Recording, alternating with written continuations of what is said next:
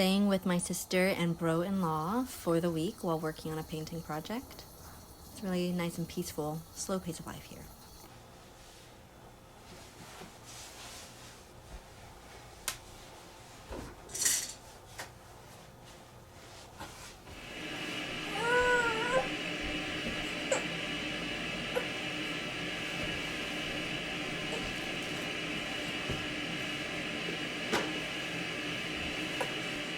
On the first night here, we are prepping the material. This is going to be quite an interesting experiment because I've never used this kind of wood chipboard, and we were researching what kind of primer to put down instead of the classic canvas gesso situation. Everything is new to me here, but also because this whole situation is more lenient, we thought, okay, how are we going to take cost-effective options and also integrate it into the final setting in the most seamless way possible, which is why I didn't want to use like fabric canvas. I wanted to paint on wood or something like a board, because the whole wall in the future restaurant that this painting is for is going to be like encased and surrounded by like pale wood. It's so fun. So exciting.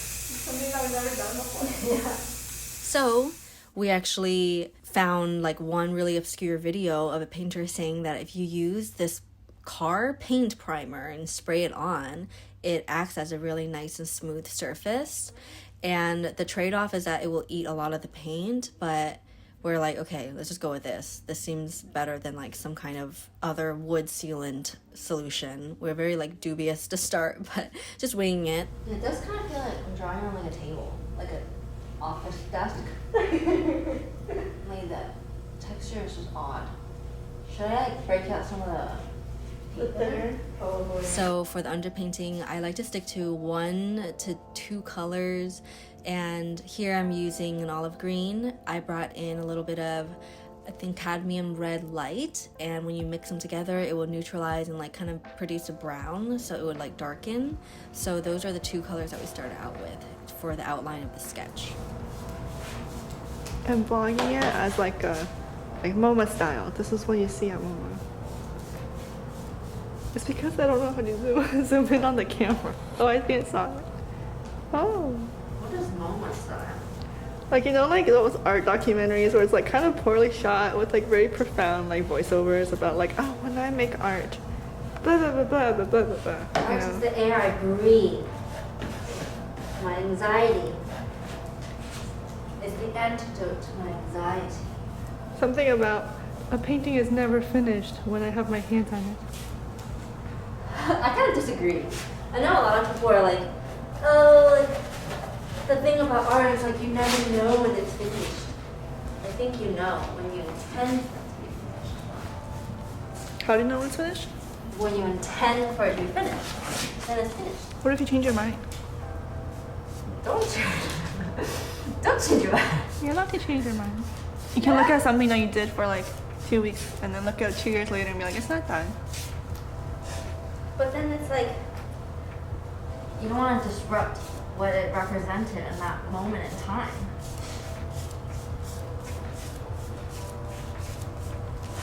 Sorry, this is really shitty footage. You don't have to cut a lot out of it. Really shitty footage? Yeah.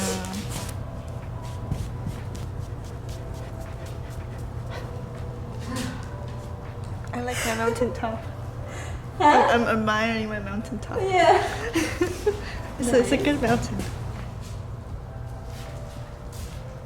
I'm kind of having an allergic reaction to the primer because we sprayed it on, and yeah, I didn't wear my mask as long as I should have, so not good. This is where I'm going to be working tomorrow to finish up the painting.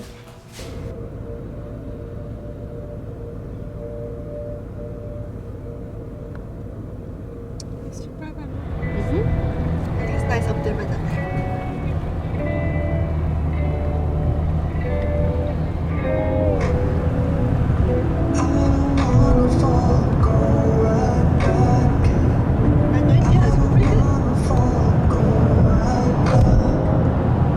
If I got time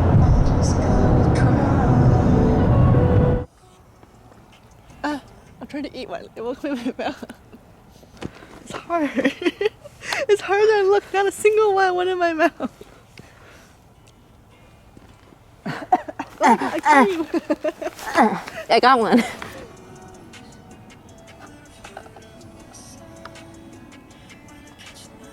Okay. All right, morning of day 2. It is officially time to start the painting. Somebody put up the painting and mounted it exactly where it's gonna end up, and they're gonna build the wood around it. So I'm just painting it. It's actually a pretty good height, so I don't have to hunch over or anything if it's leaning on the floor, which is good. And I have a nice and big area to splay out all of my supplies on, like this island. So I'm just getting that all set up so that everything is really accessible, easy to grab. Picking out the brushes I think will be good for this texture, because a lot of times oil painting brushes are really stiff and short, but I realized that what works best with this surface is actually more like acrylic or like synthetic tips that are very flexible. My basic process and go-to is to first lay down the darks of the painting, and it's easier to end on the highlight or bring in the whites later because color is relative. So I think if you start with really bright colors, it can be easy to mess up the darker values rather than start with the darks and then cover it with light. I don't really know how else to explain that, but that's I feel like especially for oil too, which is a medium that dries slowly, if you put down white or lighter colors, it can be risk to get muddy or contaminated as well. So I feel like that's another reason. And instead of literally describing every single movement I'm doing here, I just want to give you a big picture on what my inspiration is, why I'm doing this painting, and you can literally see what is happening as I'm doing it, because this is a speed painting process video. So this all happened when many months ago, or almost a year ago, this restaurant project is happening because my brother-in-law RC, as I call him here, he has been doing this for a long time, but this restaurant, as well as a different one that he's doing, is a passion project, his first independent project, and this side is going to serve sushi. And I wanted to create a landscape painting really reminiscent of Asian watercolor scrolls, but to put my own contemporary touch on it. And my twist is kind of oil painting first. It's very kind of unheard of, because what we call 国画 in Chinese watercolor paintings, it's always a really thin piece of parchment with inks, and this is very not like that. It's a very heavy opaque medium, but it's something that I wield well because I've been using oil for most of my life.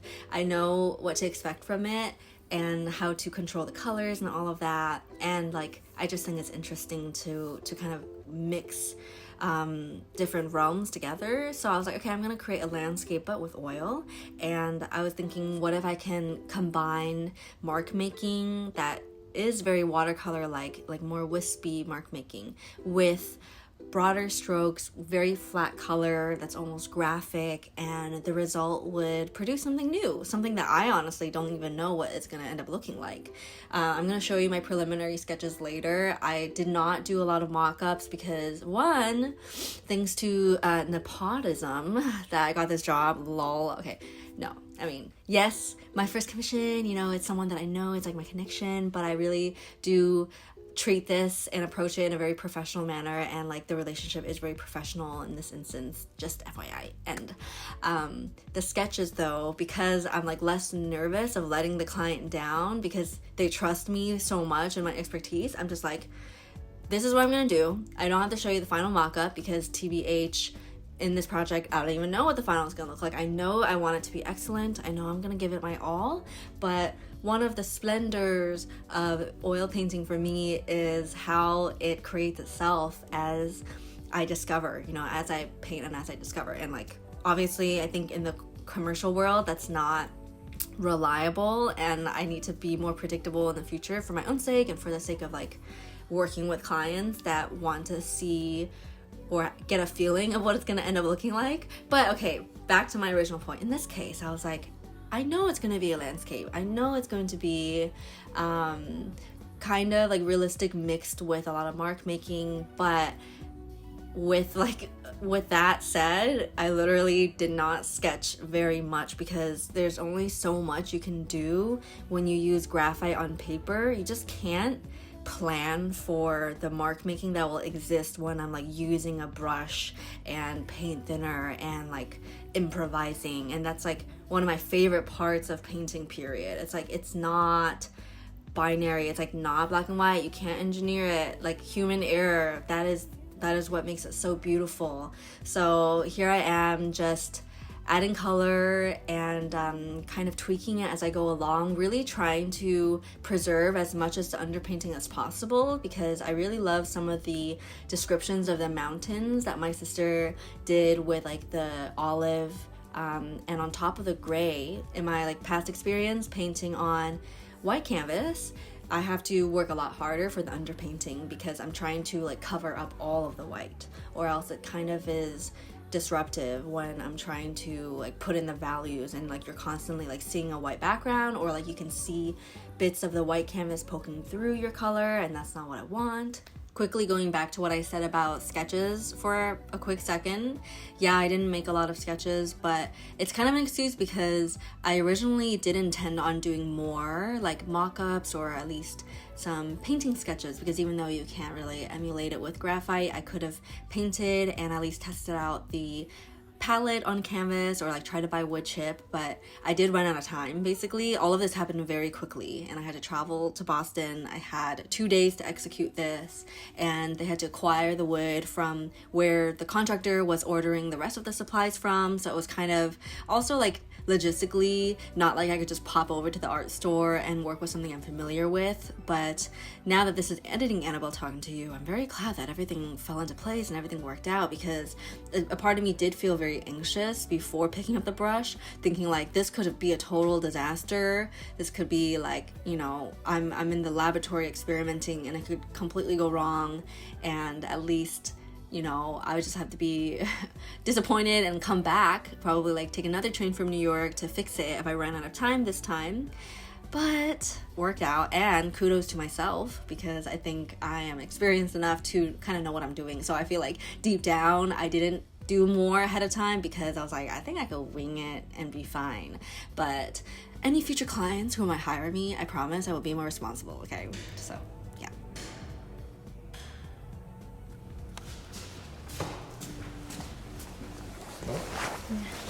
And we're back. It is the final day 3, I guess you can consider it.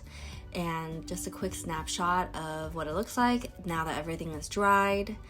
And I want to mention that this is a very strange surface I'm painting on. So imagine painting on the back of a sticker where it's sticky. That's how it felt like to put on the paint. It did not spread very well, but the flip side is it dries so quickly, and that made it very, very easy to execute this painting. I think like the last couple of days have been kind of tiring, so my body is like, it's so strange because I feel like I have pretty good stamina and I'm like very fit, but just when it comes to, I don't know, like energy levels, it's quite easy for me to just, after a couple of days of really intense work, I guess I'm standing, so you know I'm on my feet for like 6-8 hours, and like my body's like, oh, I'm trying to push through though. It's the last day and it's looking good and I don't want to mess up, but I don't want to worry too much because if you get up in your head, then it's gonna be very stressful, and like my brushwork will be very congested because I don't have the confidence to so yeah, I'm trying to take you along with me and try to vlog, but when I'm in flow it's really difficult for me to stop and film it because then it's like I have to sacrifice either the video quality or the art quality, and I'm prioritizing this right now, so it's a little bit choppy. Time to get in the zone. It's nice that I'm here by myself, so I could just like I have my cutie in the studio custom playlists that I make whenever I paint so I can ease in and get into the mood of creativity. If you check out my Spotify, I'll link it below. So today my final task is to embellish the painting. So I wanted to add blossoms onto the branches. I need to introduce the fog that is going to weave in and out of the mountains. And I was like thinking, okay, should I add birds?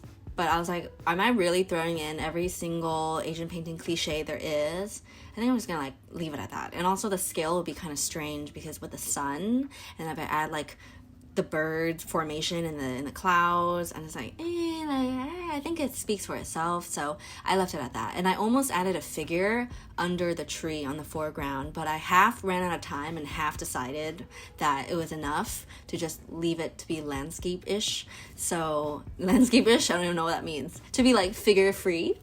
And I'm going to speak on a little more of the concept. So with the color palette, I wanted it to be a muted secondary. So you can see there are greens, purples, and oranges. The camera very much like distorts all of the colors, and I'm trying my best to tweak the color grading for it to represent what it looks like in real life, but it looks so different in person. That's what I would say. Like, this is the closest I can get it. The fog was the hardest part. Like, the fog was a bitch because that's when I let go a little bit and made the mistake of being too zoomed in. So one thing I learned from textiles or like working big scale is that you want to hold the gaze of the audience, or like the brush strokes should be relative to like the distance, right? So people are going to be very far away from this painting, and there's not going to be any chance to actually like walk behind the counter in this public setting. So I know that for the most part, any really fine line detail will be lost. So I had to pay attention to that, but I think I just got kind of sucked in and a little bit exhausted. So I was like so fixated on drawing the lines of the fog, and when I backed up, I realized like it was just very, very lost and very, very like not what I was trying to convey. It didn't look wispy enough, so I came in with some paint thinner and tried to erase it. And the final product I'm not completely satisfied with, because I think it looks more like water, or like kind of like a gushing river, than it looks like floating foggy clouds.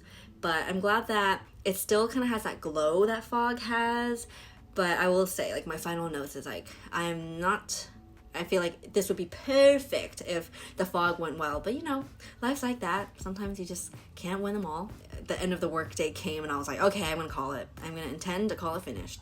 I think it's quite playful to leave my signature like a traditional stamp, but using English letters, which is inspired by Xu Bing's design. If you look that up, he used a lot of English words and made it look like calligraphy, and that was so cool. And I guess another name drop I can say is like the brushwork for the cherry blossom painting was inspired by Van Gogh's Impressionist painting. Those are my main inspirations for this, and the rest of it is kind of just the moment. It just happened, and I'm very, very pleased. I had so much fun. This is the biggest oil painting I've ever done. Thank you so much for tuning in, and I hope that you gained something and enjoy this experience. Thank you again to RC and also my sister for helping me with the prep of this painting. I will see you very soon. Take care.